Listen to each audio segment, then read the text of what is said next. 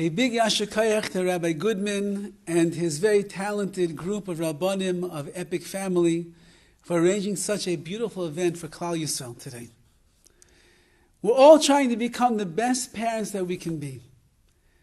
Looking for some magical formula, some insight and advice from the chinuch experts of Klal Yisrael that will teach us how to actualize the potential that lies inside of us to become the best parents for our children that we could possibly be. There's a story that is told of a young man who unfortunately went off the derech of Yiddishkeit. And by the time that he had been sitting down to meet with this particular rabbi, he was already with long hair, t-shirt, jeans, and he was an avid electric guitar player.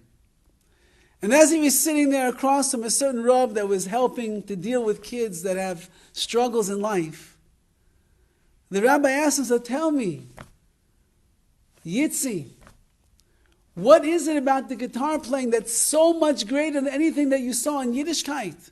So much greater than yeshiva, so much greater than your learning, so much greater than Shabbos, greater than your friends. What's so amazing about the guitar that you love that more than you love anything to do with Judaism? So without skipping a beat, the young man looks at the rabbi and he pulls out his phone. And he says, let me show you something, Rabbi. Just yesterday I posted myself playing the electric guitar, one of my favorite songs. Look at this. And he shows 10,000 followers and hundreds of likes, that thumbs up that makes a person feel good. And he says to the rabbi, do you understand what I'm talking about? He said, in yeshiva and at home, they made me feel like I was horrible, that I was terrible. I was never good enough in learning. I was never good enough in that. I could never accomplish this, never accomplish that. But then there I am on the guitar, and I've got 10,000 fans, and hundreds of likes, and everybody's giving me accolades. Who wouldn't think that this is better than something else? Chazal tell us in the Mishnah, as we know, Chavivin Yisrael shenikru banim l'makoim. Klal Yisrael is beloved because we are called the banim, we are the children to the Rebbeinu Shalom. Every child in this world needs to know how beloved they are in the eyes of their parents. Parents have a wonderful knack of catching children when they're doing the wrong thing. But we have a very difficult time catching our children when they're doing the right thing. We have no problem seeing all the negative aspects and attributes in our children. The midah of kas and their atzlus and their laziness and all the different things. When they don't do what we ask them to do, we let them know that they didn't do what we asked them to do. But how much do we see the beauty and the glory and the splendor that is in the neshama, that is in the souls of our children? How much do we study the beauty of our child? How much do we look into the koiches hanefesh, into seeing who they truly are? How much do we expose to them the strengths that they have, the talents that they have, the incredible gifts that they were given at birth? How much do we tell our children, we love you, I love you, even when the child is driving you crazy? It doesn't say Chaviv in Yisrael, the Jewish people are beloved when they're doing the Ratzon of Hashem. It doesn't say Chaviv and the children of Klal Yisrael are beloved when they make Hashem happy. It doesn't say Chaviv in Yisrael when it is that they are following every single mitzvah that it says in the Torah. It says Chaviv in Yisrael, they are beloved to Klal Yisrael because they are called Banim L'makom, we are called as children. That means that just as a parent loves their children no matter what, HaKadosh Baruch Hu loves us no matter what. And we are learning from Hashem that just as HaKadosh Baruch Hu loves us unconditionally because we are His children, we must learn to love our children unconditionally because they are our children. And one of the ways that we can do that is by looking inside the Tselem Elokim, the beauty of our child, seeing who they are, seeing their strengths, understanding their weaknesses as well and the struggles that they must be going through, whether they are 3 or 5 or 10 or 25 years old. The pressures of the world around them, the jealousy that takes place in schools, the bullying, Rahman al-Islam, that takes place as well. We learn to understand and to appreciate our children.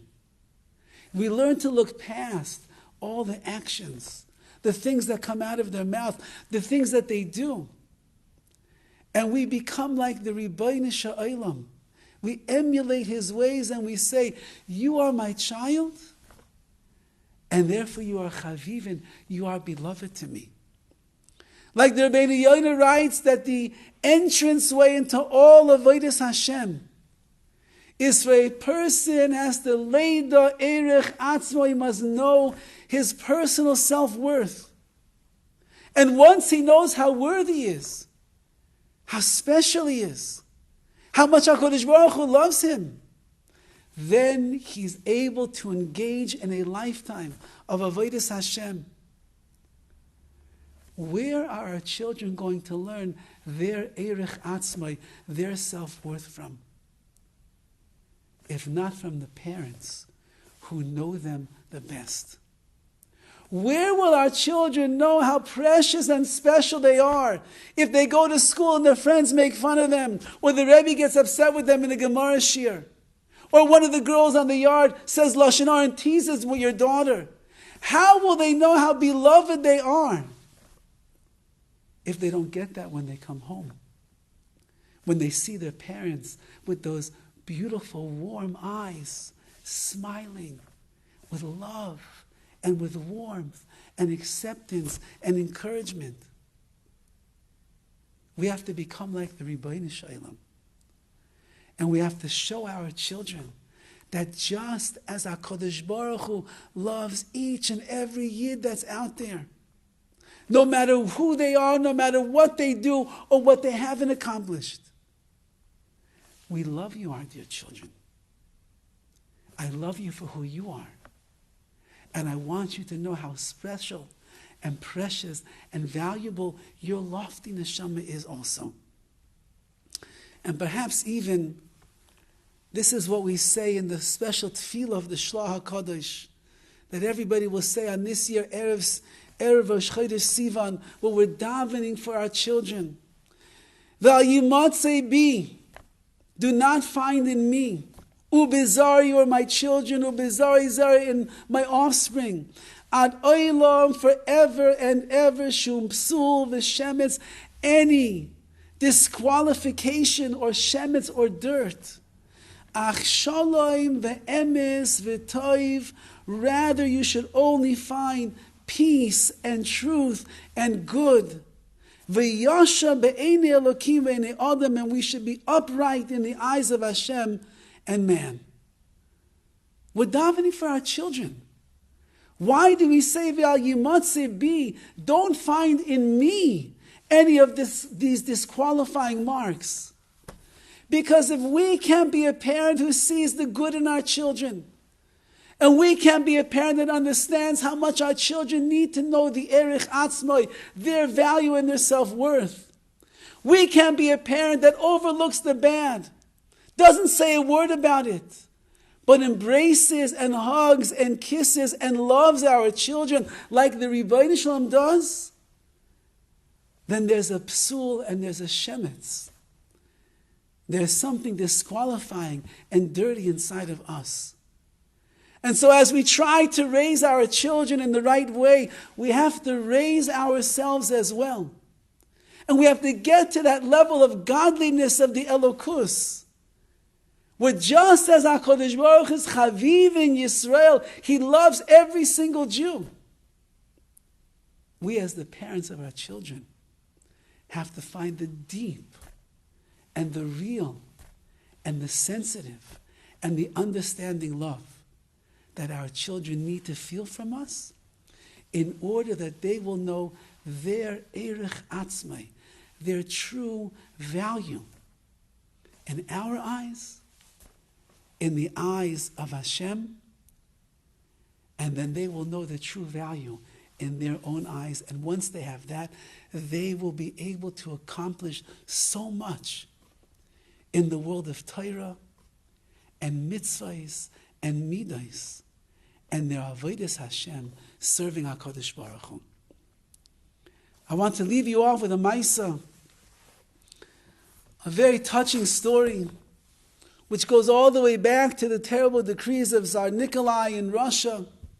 Everybody knows about the Cantonists, where they would take the little Jewish children, throw them into the army of the Tsar, and they would rob them from their families, from their Yiddishkeit, from their Torah, keep them there 25 years at least, and then release them after they had succumbed to the pressures of Christianity. No Judaism, no recollection of what it meant to be a Jew anymore. And then send them back to the world, and they would no longer have any vestige of knowledge of what it meant to be a Jew. In the town of Ostrov, unfortunately, this decree was going on rampantly, and parents would do anything that they possibly could to rescue their child from being taken into the army of the Tsar. The wealthy people would get all of their money together, and they would pay off the government officials, and they would say, we'll give you this bribery, just turn a blind eye, don't see our children. And in fact, that's the way that many children were saved. But the poorer families in town didn't have the money. So they would go to the Rav, they would go to the Askanim of the town, and they would ask him, save us, save our children. And very often they would take money out of the community chest of funds, and they would pay off the officials and bribe them as well on behalf of the poor families in the neighborhood. And one day a father of one of the young boys, Baruch, came to the Rav, the Ashava Rav, and he told him, Rebbe, please, my son Baruch is supposed to go to the army. We have no funds to be able to take care of him. Please help us, save us. And the Rebbe gathered a meeting together of all of the head people of the community. And he said, we have to save Baruch. And one of the men, Reb Feivish, got up and he says, listen, Rav, you know that we just had to save 3 other children in our town. And we spent almost all of the money from the communal chest. There's barely anything left. He said, and those boys, they were Metzuyanim, excellent boys, tzaddikim, righteous, come to shul every day, go to yeshiva and they learn, do mitzvahs, do chesed, all different things.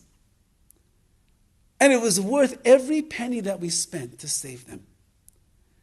But Baruch, Rebbe, everybody knows about Baruch. He comes late to davening, he walks out early, he doesn't come to school every day to learn. He doesn't listen to his parents on everything. He's a Vildachai of a kid. Why should we spend our money on Baruch? And the Ashava Rav looked at the man and he said, do you not believe in the Kedusha of the Neshamas of Klal Yisrael? Do you not believe how precious every single Jew is? You're not willing to spend the money for another Yiddish Neshama? And with that, the Ashava Rebbe walked over to the Aron Kodesh. And he opened up the doors, and he took the silver crown off of the Torah, and he says, Torah, Torah, you are magnificent as you are. You don't need anything. You are perfect exactly as is. You don't need the crown to glorify you. But there's a Yiddish neshama who's going to go to the Tsarist army, and in 25 years he won't remember what the Torah is. For him, please forgive us.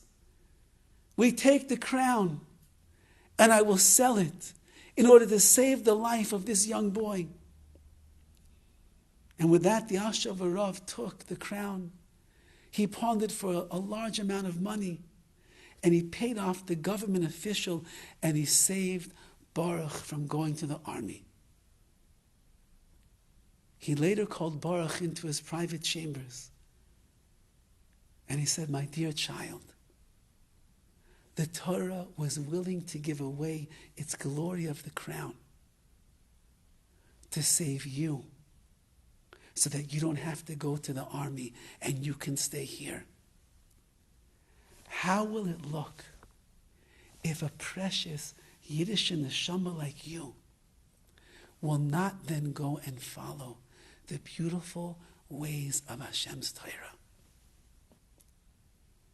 And Baruch was so touched that they appreciated who he was. He went on to start becoming serious, and he learned, and he davened, and he worked on his midas, and he became a very ehrlich, honest, true Jew to Torah and to mitzvahs. May HaKadosh Baruch Hu bench each and every one of us, that as we show the great love to our children that they deserve and that they crave and that they need, HaKadosh Baruch Hu will see that inside of us there's no shemetz, there's no psul. And as a result of that, we'll be zeiche to show our children, inside of you there's no shemetz and there's no psul. There's beauty, there is glory, there's a neshama, tzelem Elohim. That once you understand the Erech Atzmo, your value, your worth, then you will be able to become the most ehrlich Yid, the most greatest Jew that you can become in your life. May we be zeiche, each and every one of us, to see nachas from our children, and our children should see nachas from us, that we give them the love that they truly need.